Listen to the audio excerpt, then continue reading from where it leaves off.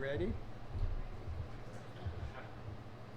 So you'll see shortly there's a method to my madness of selecting this song. Not only is it important for all of you to feel like we all have friends, and thank you for being friends, but you'll see in a moment what that relates to. So I want to confess something. I am a Facebook junkie. I always find so many interesting stories, recipes, and a plethora of just fantastic, often meaningless but humorous information. And I'm sure many of you do too, because I happen to be friends with some of you here, right? Anyways, I did this sermon at the Chicopee Church in January, and it's just so important, the message behind this. So you're going to see that it relates to the past holidays, because on Christmas Day, a beautiful, heartwarming story appeared in my Facebook newsfeed. It came from the National Equine Resource Network. Now, I think this is the direct result of spirit intervention. I don't own a horse. I never did. In fact, I've never even ridden a horse that I can remember. I've never even been in a horse-drawn carriage. And I've never heard of nor visited the National Equine Resource Network. So it's my firm belief that this had to come from spirit. So I want to share this with you. It's a little long, but well worth it. It's titled, Because of Love. Now, a brother and a sister had made their usual hurried, obligatory pre-Christmas visit to the little farm where their elderly parents lived with their small herd of horses. The farm was where the brother and sister had grown up. It was named Lone Pine Farm because of the huge pine which topped the hill behind the farm. Through the years, the tree had become a talisman to the old man and his wife, and a landmark in the countryside.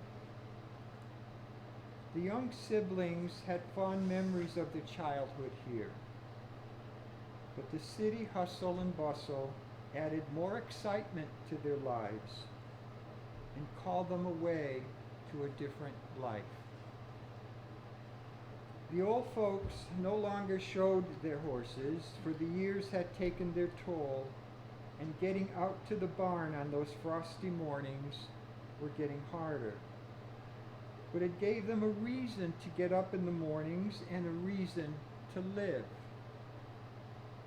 They sold a few foals each year, and the horses were their reason for joy in the morning and contentment at day's end.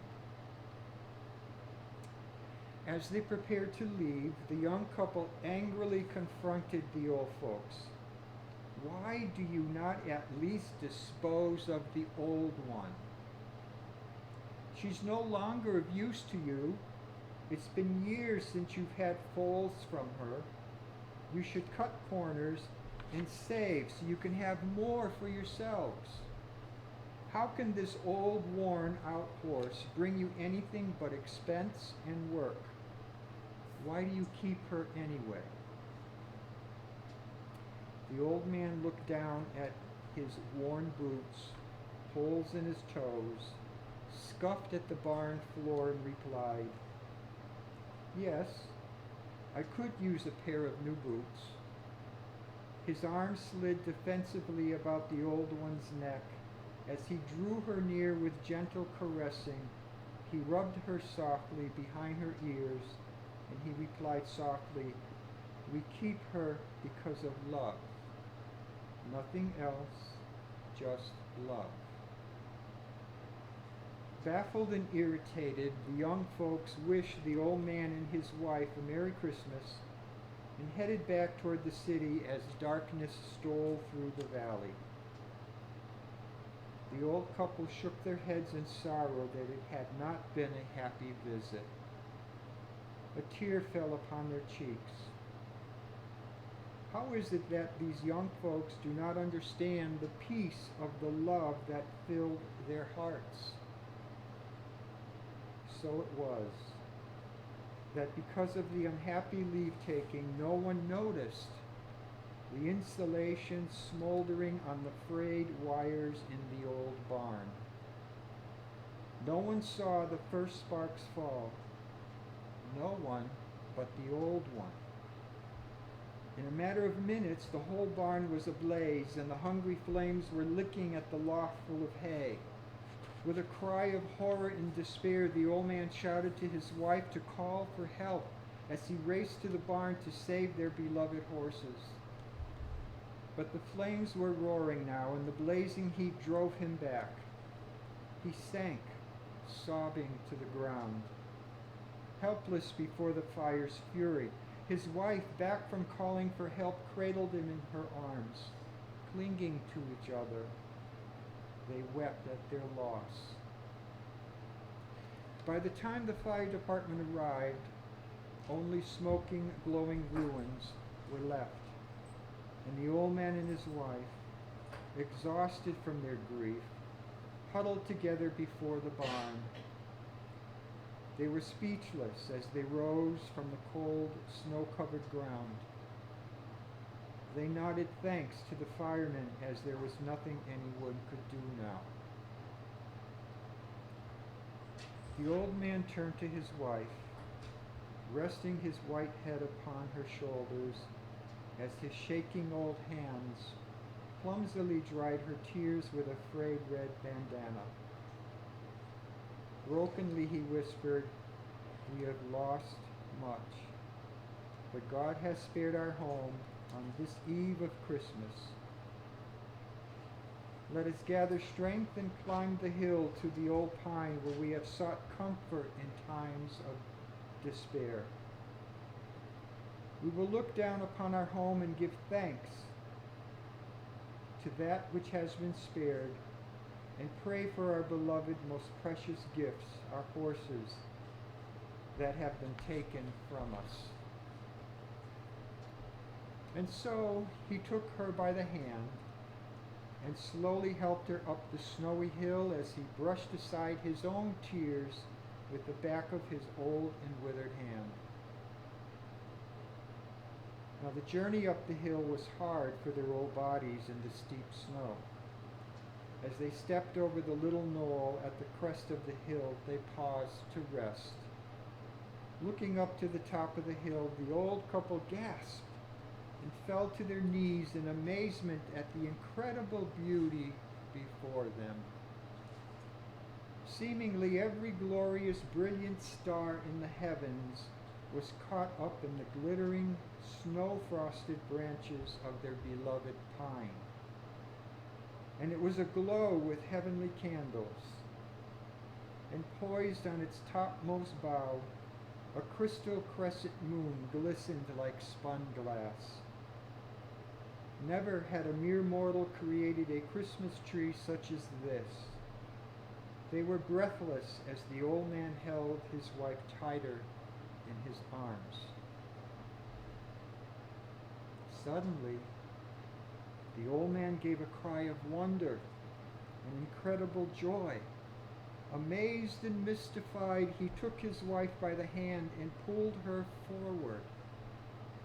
There, beneath the tree, in resplendent glory, a mist hovering over and glowing in the darkness, was their Christmas gift.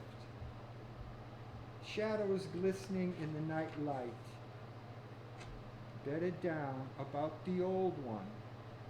Close to the trunk of the tree was the entire herd, safe. At the first hint of smoke, she had pushed the door ajar with her muzzle and had led the horses through it. Slowly and with great dignity, never looking back, she led them up the hill, stepping cautiously through the snow. The foals were frightened and dashed about.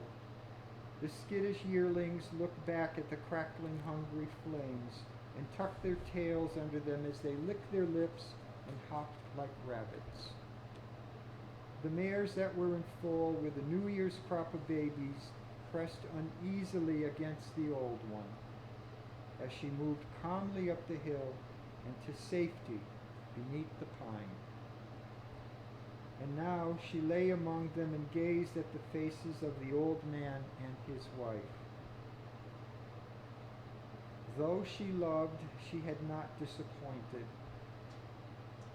Her body was brittle with years, tired from the climb, but the golden eyes were filled with devotion as she offered her gift. Because of love, only because of love.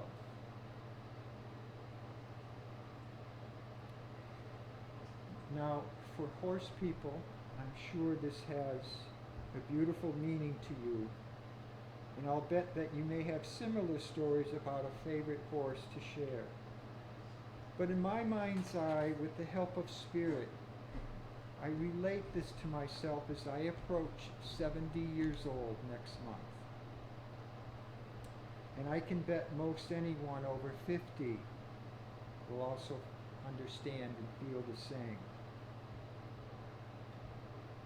So as I look upon you, I have to ask, and I hope you ask yourselves, do we as seniors have any value? As I said, I'm a Facebook junkie. And I get my news, a lot of it, from Facebook.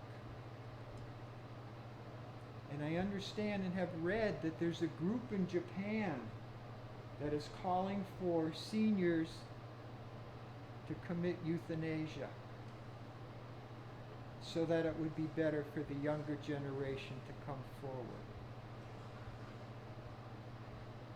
And I look at every single one of you here. Any of you who are seniors or approaching seniors, you have so much to offer, so much wisdom, so much knowledge, just like the old one. You know, in many cultures, we honor our previous generations. We honor our grandparents. Heck, there's even communities that take the body and build altars around it and pray to that individual, pray to their spirit. I'm really hoping that that doesn't happen today. We're already hearing calls for eliminating Social Security and Medicare.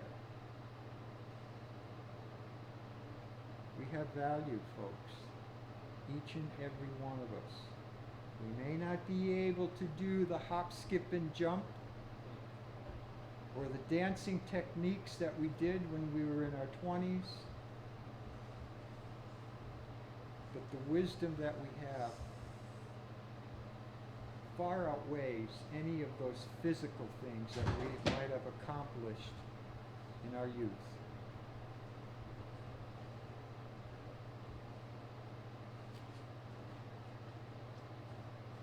So that's why I chose this song today. Because where have we heard that before? Thank you for being a friend. The Golden Girls, right? And who were the Golden Girls? But 4 women who were either retired or close to retirement, but all approaching their senior years. And each and every one of them had significant worth. And I think that was the message behind the 8 years that they gave us, was that as we approach our senior years, we surely do have worth. And I leave you all with blessings of spirit. And I know that some of you have difficulty, physical difficulties, but I also know that there are so many other things that you are currently doing that offer so much worth. Thank you for being my friend.